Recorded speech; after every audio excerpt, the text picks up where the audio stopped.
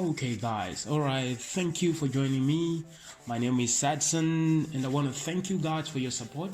Okay, so if you haven't subscribed to the channel, be sure to click the subscribe button.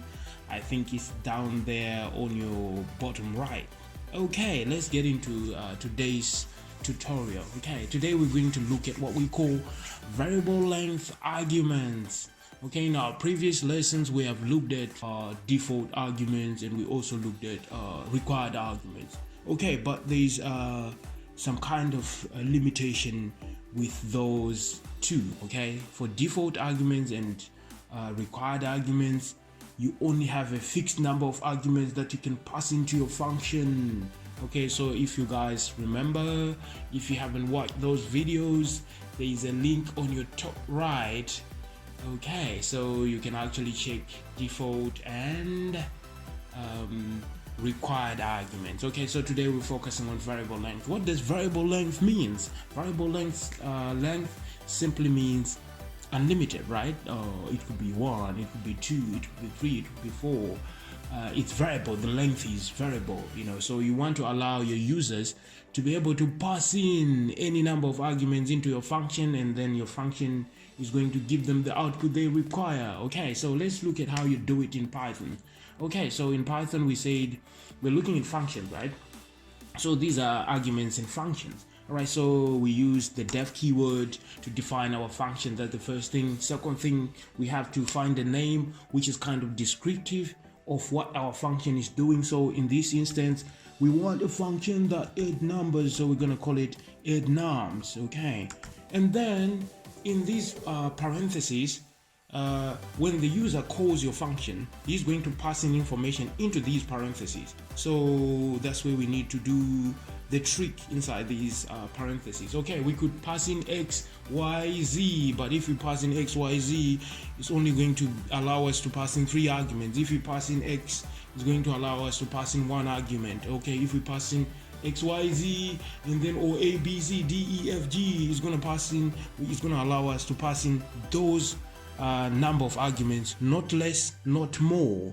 So how about if I want to pass in 2, and then the next time I want to pass in 3, and then the next time I want to pass in 5 arguments using the same function? Okay, so this is the catch. We have to use the star sign, the asterisk in Python. Okay, so this is normally followed by the word args, okay, which is short for arguments. But in my function, I'm not going to use args. I'm going to use star nums, okay, because this function is going to accept numbers, okay, and then they're going to be added, and then we're going to get the result. Okay, so let's see how this function works. Okay, now I want to be able to add these numbers. So what should I do? Okay, the first thing I want to do is make a variable. I'm going to initialize a variable. That's what we actually do. That's what we actually say in Python. We say we initialize a variable, and so we're going to give it a value of 0. Okay, so this variable is called total. It has got a value of 0, and you will see how this works out. Okay, so now we know the nums are going to be a list of numbers, or it's going to be 1 number, or 2 numbers, or 3 numbers, or 4 numbers, or 5 numbers. So how do we get to add these numbers? Oh, so we're gonna use we call it the for loop. Okay, so looping is like going through a list of something. All right, so we're going to go through a list of these numbers in nums. So we say for num in nums. Okay, so I want you guys to look at this. Okay, this nums is the same as this nums. However, this one can be an x, a y, a b, an a. You can, put anything that you want. Okay, so here, all right, and then the for loop. Now what do we want to do? We want to add these numbers, okay, that we are looping through. So we say total. Now we call this total function, the total variable, sorry, and then we have it total plus num. Okay, plus num, this num. Okay, so the looping is gonna go like, if you have 2 numbers, the first number is going to be looped, and then it's going to be added to the total, and then the second number is also going to be added to that total. And so this is how it's going to work. Okay, and then last up, what we want to do is we want to return the total. Okay, so we return this total. All right, now let's see this function at work. If we want to use a function in Python, what do? We call the function, okay? We dial the number, and then it rings, and then you gotta what? You gotta answer it. No, that's not the calling we're talking about. We just, call our function, okay? How do we call a function in Python? Okay, we just, I'm gonna write here print, and then the function name, add, and then nums. Is this nums? Yes. Oh yeah, nums. And then now I've called the function. Now I can pass in any number of arguments that I want. Okay, let's say I want to add 10 plus 10 plus 10 plus 10.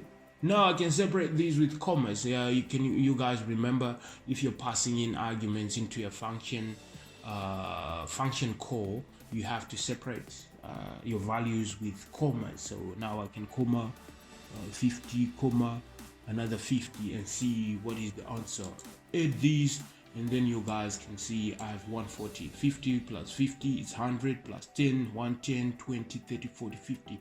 Okay, so now I can actually copy this and paste this and pass in any number of arguments, different ones. Let's see, 30, comma, or different ones, or 10, or 20, and see what happens. Okay, I want to put a 20 here, not a 30. Alright, run this. As you can see, this is a 60, 30 plus 10 plus 20. Okay, so this, now I can also, let me call this function. I can also pass in no arguments to this function, since we are dealing with variable length arguments. So I can pass in 0 arguments up to infinite. Okay, so if I run this, as you can see down here, I have a 0. Okay, with no arguments, my function is still working. All right, so the focus of this tutorial is on variable length arguments. So this is how you make a function that you can pass in a variable length arguments. Okay, so variable length arguments is just like you're not limited in any way. You can pass in any number of arguments into that function, and that function is still going to perform its work.